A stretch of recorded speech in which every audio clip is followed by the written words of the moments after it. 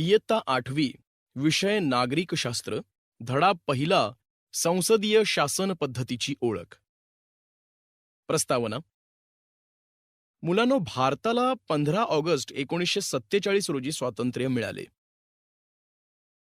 भारत इंग्रजांच्या वर्चस्वातून मुक्त झाला. भारतीयांना स्वतःचा राज्यकारभार स्वतः करायचा होता. त्यासाठी राज्यघटना गरजेची होती.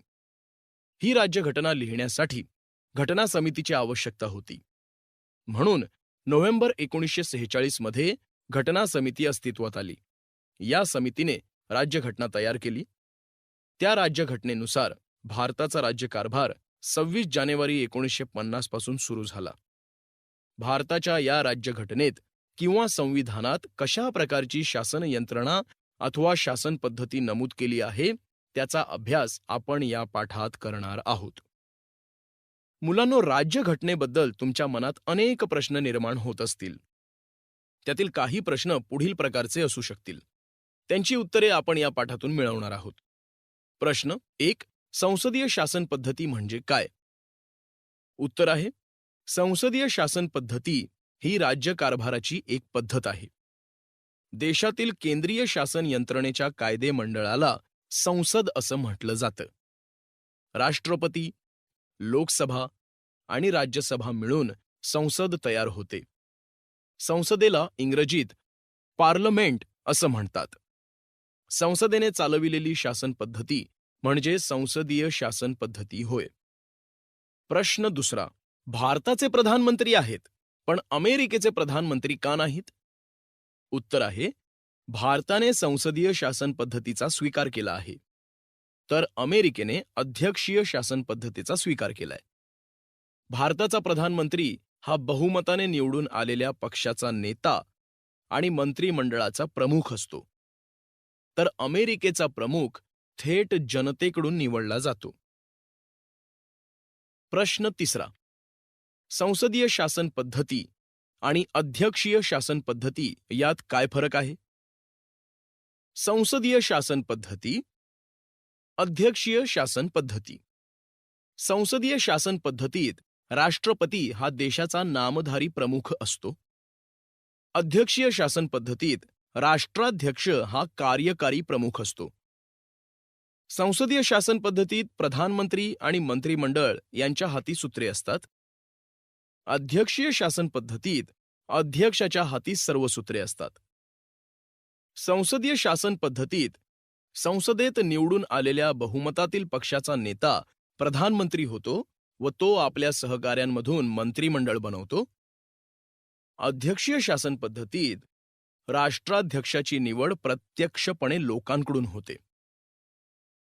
मुलांनो, वरील प्रश्नांच्या काही उत्तरांमधून आपल्याला असे लक्षात येईल की प्रत्येक देशातील शासन पद्धतीचे स्वरूप हे वेगळे असते. आज जगातील बहुतेक सर्व देशांना स्वतःच्या राज्यघटना आहेत. त्या एकसारख्या नाहीत. प्रत्येक देशाची राजकीय व सामाजिक जडणघडण, तेथील राज्यव्यवस्था वेगवेगळ्या प्रकारची असते. विविध प्रकारच्या शासन संस्थेची जी प्रमुख अंगे किंवा शाखा आहेत त्यांची थोडक्यात माहिती घेऊ. शासन संस्थेची प्रमुख अंगे किंवा शाखा पुढीलप्रमाणे. 1. कायदे मंडळ, कायद्यांच्या निर्मितीचे कार्य करते. 2. कार्यकारी मंडळ, त्या कायद्यांची प्रत्यक्ष अंमलबजावणी करते. आणि 3. न्याय मंडळ, न्याय देण्याचं काम करते. वरील तीनही शाखांचे कार्य, त्यांचे अधिकार क्षेत्र, त्यांच्या मर्यादा व तीनही शाखांनी परस्परांशी कशा प्रकारचे संबंध ठेवावेत या सर्व बाबी संविधान म्हणजेच राज्यघटना ठरवित असते. हे संबंध कशा प्रकारचे असतात यावरून शासन संस्थेचे स्वरूप ठरते. शासन पद्धतीचे प्रमुख 2 प्रकार यावरून निर्माण झालेले दिसतात. 1. संसदीय शासन पद्धती आणि 2. अध्यक्षीय शासन पद्धती. मुलांनो, आपल्या देशाने संसदीय शासन पद्धतीचा अवलंब केलाय. त्याची सविस्तर माहिती आपण पुढे घेणार आहोत. संसदीय शासन पद्धती भाग 1. संसदीय शासन पद्धती ही प्रामुख्याने इंग्लंडमध्ये विकसित झाली. इंग्लंडमध्ये अलिखित संविधान असून आजही तेथील बराचसा राज्यकारभार पारंपरिक किंवा पिढ्यानपिढ्या चालत आलेल्या संकेतांच्या आधारे चालतो. अलिखित संविधान म्हणजे ग्रंथरूपात न लिहिलेले संविधान. पार्लमेंट ही संस्थाही तेथे हळूहळू विकसित होत गेलेली आहे. याच पार्लमेंटवर आधारित पार्लमेंटरी शासन पद्धती हे इंग्लंडचे योगदान मानले जाते. म्हणजेच इंग्लंडने संपूर्ण जगाला दिलेली ही देणगी होय. भारतात ही शासन पद्धती संसदीय शासन पद्धती म्हणून स्वीकारली आहे. इंग्लंडमधील पार्लमेंटरी शासन पद्धतीत व भारतातील संसदीय शासन पद्धतीत व्यापक अर्थाने समानता दिसते. परंतु संस्थात्मक आशयाच्या दृष्टीने भारतीय शासन पद्धती काहीशी वेगळी आहे. मुलांनो, आता आपण भारतीय संसदीय शासन पद्धतीची वैशिष्ट्ये समजून घेऊ. 1. संसदीय शासन पद्धती ही राज्यकारभाराची एक पद्धत आहे. केंद्रीय शासन यंत्रणेच्या कायदेमंडळाला संसद असं म्हटलं जातं. राष्ट्रपती, लोकसभा आणि राज्यसभा मिळून संसद तयार होते. 2. संसदेच्या लोकसभेतील प्रतिनिधी जनतेकडून थेटपणाने निवडले जातात. या सभागृहातील सदस्यांची संख्या निश्चित म्हणजे ठरलेली असते. 3. लोकसभेच्या निवडणुका ठराविक मुदतीनंतर म्हणजेच 5 वर्षांनी होतात. या निवडणुका देशात असलेले सर्व राजकीय पक्ष लढवतात. उदाहरणार्थ काँग्रेस, भाजप, शिवसेना, राष्ट्रवादी काँग्रेस, बसपा, सपा इत्यादी राजकीय पक्ष आपल्या देशात निवडणुका लढवितात. त्यातील ज्या राजकीय पक्षाला निम्म्यापेक्षा जास्त जागा मिळतात तो बहुमतातला पक्ष मानला जातो. असा बहुमत असलेला पक्ष सरकार बनवतो. त्या पक्षाचा जो संसदेतील नेता असतो तो प्रधानमंत्री म्हणून निवडला जातो. 4. काही वेळेस कोणत्याही एका पक्षाला असे स्पष्ट बहुमत मिळत नाही. अशा वेळी काही पक्ष एकत्र येऊन आपले बहुमत सिद्ध करतात व त्यांना सरकार स्थापन करता येते. यास आघाडी सरकार असं म्हणतात. उदाहरणार्थ 2009 साली काँग्रेसला स्पष्ट बहुमत नसल्याने प्रधानमंत्री मनमोहन सिंग यांनी असे आघाडीचे सरकार बनविले व चालविले. 5. अशा तऱ्हेने जनतेकडून निवडून आलेले प्रतिनिधी कायदेमंडळाचे सभासद होतात. बहुमतातल्या पक्षाला आपले सरकार स्थापन करता येते. 6.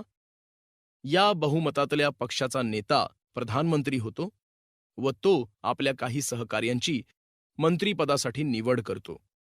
उदाहरणार्थ कृषी मंत्री, रेल्वे मंत्री, अर्थमंत्री, परराष्ट्र मंत्री. 7. मुलांनो, हे प्रधानमंत्री व त्यांनी निवडलेले मंत्रिमंडळ हे संसदीय शासन पद्धतीतील कार्यकारी मंडळ होय. संसदीय शासन पद्धतीतल्या कार्यकारी मंडळावर दुहेरी जबाबदारी असते. त्या जबाबदाऱ्या पुढील प्रमाणे होत. 1. कार्यकारी मंडळ म्हणून त्यांना कायद्याची अंमलबजावणी करावी लागते आणि 2. ते कायदे मंडळाचेही सदस्य असतात म्हणून त्यांना कायदे मंडळाशी संबंधित जबाबदाऱ्याही पार पाडाव्या लागतात. प्रधानमंत्री व त्यांचे मंत्रिमंडळ आपल्या सर्व कृती आणि धोरणांसाठी पुन्हा कायदे मंडळाला जबाबदार असतात. मंत्रिमंडळाला कायदे मंडळाला बरोबर घेऊन राज्यकारभार करावा लागतो. म्हणूनच संसदीय शासन पद्धतीला जबाबदार शासन पद्धती असं म्हणतात. तसेच सामूहिक जबाबदारी हे संसदीय शासन पद्धतीचे आणखी एक खास वैशिष्ट्य आहे. उदाहरणार्थ एखाद्या खात्याने घेतलेला निर्णय हा राज्याचा निर्णय मानला जातो. या निर्णयाची जबाबदारी संपूर्ण मंत्रिमंडळाची असते. संसदीय शासन पद्धती भाग 2. मुलांनो, एखाद्या खात्याचा निर्णय पार पाडण्याची जबाबदारी संपूर्ण मंत्रिमंडळाची असते. त्याची प्रत्यक्षात अंमलबजावणी कशी केली जाते हे आपण पुढील पाठात पाहणार आहोत. संसदीय शासन पद्धतीत कार्यकारी मंडळ कायदे मंडळाच्या विश्वासावर अवलंबून असते. याचा अर्थ जोपर्यंत कायदे मंडळाचा कार्यकारी मंडळाला पाठिंबा असतो अथवा संमती असते तोपर्यंतच कार्यकारी मंडळ म्हणजेच प्रधानमंत्री व मंत्रिमंडळ अधिकारावर राहते. कायदे मंडळाला किंवा संसदेला जर असे वाटले की कार्यकारी मंडळ योग्य रीतीने कार्य करत नाही तर संसद अविश्वासाचा ठराव मांडून कार्यकारी मंडळाला सत्तेपासून दूर करते. त्यांना सत्तेवरून पाय उतार व्हावे लागते. म्हणून अविश्वासाचा ठराव हे प्रधानमंत्री व मंत्रिमंडळावर नियंत्रण ठेवणारे एक प्रभावी साधन आहे. यामुळे प्रधानमंत्री व मंत्रिमंडळ मनमानी कारभार करू शकत नाहीत. संसदीय शासन पद्धतीत संसद किंवा कायदेमंडळ श्रेष्ठ असते. लोकांनी निवडून दिलेले प्रतिनिधी, ज्यांना आपण खासदार म्हणतो, ते त्यांच्या विभागातील सामान्य जनतेच्या अपेक्षा संसदेत व्यक्त करतात. संपूर्ण देशातील लोकांचे हित कशात आहे व त्यासाठी काय केले पाहिजे ते संसदेत ठरवले जाते. लोकसभा हे लोकांच्या प्रतिनिधींचे सभागृह असल्याने व जनतेचा सर्वश्रेष्ठ अधिकार व्यक्त करत असल्याने संसदेचा दर्जा श्रेष्ठ असतो. संसदीय शासन पद्धती आपण का स्वीकारली? मुलांनो, राज्यकारभार करण्याच्या दोन पद्धती आहेत. एक संसदीय शासन पद्धती आणि दोन अध्यक्षीय शासन पद्धती. त्यातील संसदीय शासन पद्धतीचाच भारताने का स्वीकार केला, हा प्रश्न आपल्यालाही पडतो. याची कारणे आता आपण पाहूयात. मुलांनो, आपल्याला माहीत आहेच की ब्रिटिशांनी 150 वर्ष आपल्यावर राज्य केले. ब्रिटिश राजवट भारतात होती. त्याचवेळी भारतात संसदीय संस्थांची निर्मिती झाली होती. ब्रिटिशांनी आपल्या देशात या पद्धतीने राज्यकारभार करण्यास सुरुवात केली होती. संसदीय शासन पद्धती ही भारताच्या स्वातंत्र्य लढ्यातून निर्माण झालेला आविष्कार आहे. त्यामुळे भारतीयांना या पद्धतीने राज्यकारभार कसा केला जातो हे माहीत झाले होते. भारताचे संविधान लिहिले जात असताना संविधान सभेत या पद्धतीवर बरीच चर्चा झाली होती. संविधान लिहिणाऱ्या संविधानकर्त्यांनी इंग्रजांची संसदीय शासन पद्धती जशीच्या तशी न स्वीकारता या पद्धतीत भारतीय परिस्थितीला पोषक व अनुकूल ठरतील असे बदल केले व नंतर संसदीय शासन पद्धती स्वीकारली. मुलांनो, संसदीय शासन पद्धतीत चर्चा एखाद्या मुद्द्यावर विचार करण्यासाठी मोठा वाव असतो. सार्वजनिक हिताच्या प्रश्नांवर संसदेत चर्चा होते. त्यातील उणीवा, दोष, गुण यांच्यावर सखोल विचार मांडले जातात. या चर्चेत सत्ताधारी सभासदांबरोबर विरोधी पक्षाचे सभासदही भाग घेतात. योग्य ठिकाणी शासनाला सहकार्य करणे, धोरणातील किंवा कायद्यातील त्रुटी, उणीवा, कमतरता दाखवून देणे, प्रश्नांची अभ्यासपूर्ण मांडणी करणे इत्यादी बाबी विरोधी पक्ष करू शकतात. या अशा चर्चा व विचारविनिमयामुळे संसदेला अधिक निर्दोष व चांगले कायदे करणे शक्य होते. अध्यक्षीय शासन पद्धती. मुलांनो, संसदीय शासन पद्धतीचा स्वीकार इंग्लंड, भारत यांसारख्या देशांनी केलाय. अध्यक्षीय शासन पद्धतीचा स्वीकार अमेरिका या देशाने केला आहे. अध्यक्षीय शासन पद्धती ही संसदीय शासन पद्धतीपेक्षा वेगळी आहे. यात कायदेमंडळ हे कार्यकारी मंडळापासून वेगळे असते. यात कार्यकारी प्रमुख म्हणजेच राष्ट्राध्यक्ष हे थेट जनतेकडून निवडले जातात. शासन संस्थांच्या तीनही शाखा म्हणजेच कायदेमंडळ, कार्यकारी मंडळ व न्यायमंडळ या शाखा या पद्धतीत एकमेकांपासून स्वतंत्र असतात. या शाखा एकमेकांपासून स्वतंत्र असल्या तरी त्यांच्या कार्यात एकसूत्रता येईल इथपर्यंत त्यांच्यात संबंधही असतात. म्हणजेच या शाखा वेगळ्या असल्या तरी त्यांच्यात निर्णय घेताना एकसूत्रता असते. या शासन पद्धतीची काही वैशिष्ट्ये आपण पाहूयात. 1. अध्यक्षीय शासन पद्धतीत कायदेमंडळ व कार्यकारी मंडळ थेटपणे परस्परांवर अवलंबून नसतात. कायदेमंडळाची दोन्ही सभागृहे तसेच राष्ट्राध्यक्ष हे जनतेकडून निवडले जातात. राष्ट्राध्यक्ष कार्यकारी प्रमुख असतात व त्यांच्या हाती कायद्यांच्या अंमलबजावणीसह अन्य अनेक अधिकार असतात. 2.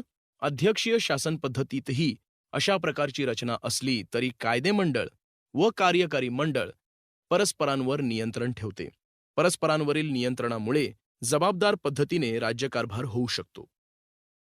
संसदीय आणि अध्यक्षीय शासन पद्धतींव्यतिरिक्त अन्य काही शासन पद्धती फ्रान्स, स्वित्झर्लंड, जर्मनी इत्यादी देशांमध्ये अवलंबल्या जातात. विविध देश आपल्या परिस्थितीस अनुरूप अशा प्रकारच्या शासन पद्धतीचा अवलंब करताना दिसतात. मुलांनो, तुम्हाला माहीत आहे का, दूरदर्शन या राष्ट्रीय वाहिनीवर लोकसभा आणि राज्यसभा नावाचे चॅनल आहेत. संसदेचे अधिवेशन चालू असते तेव्हा या चॅनल्सवर लोकसभेतील आणि राज्यसभेतील कामकाजाचे थेट प्रक्षेपण केले जाते. ते तुम्ही प्रत्यक्ष पहा. म्हणजे तुम्हाला संसदेतील कामकाज कसे चालते ते प्रत्यक्ष पाहून समजून घेता येईल आणि मग ही सर्व चर्चा तुम्हाला सहजपणे समजेल. तर या पाठात आपण शासन पद्धतीचे 2 प्रकार पाहिले. पुढील पाठात आपण भारताच्या संसदेची रचना, कार्यपद्धती व भूमिका यांचा अभ्यास करणार आहोत.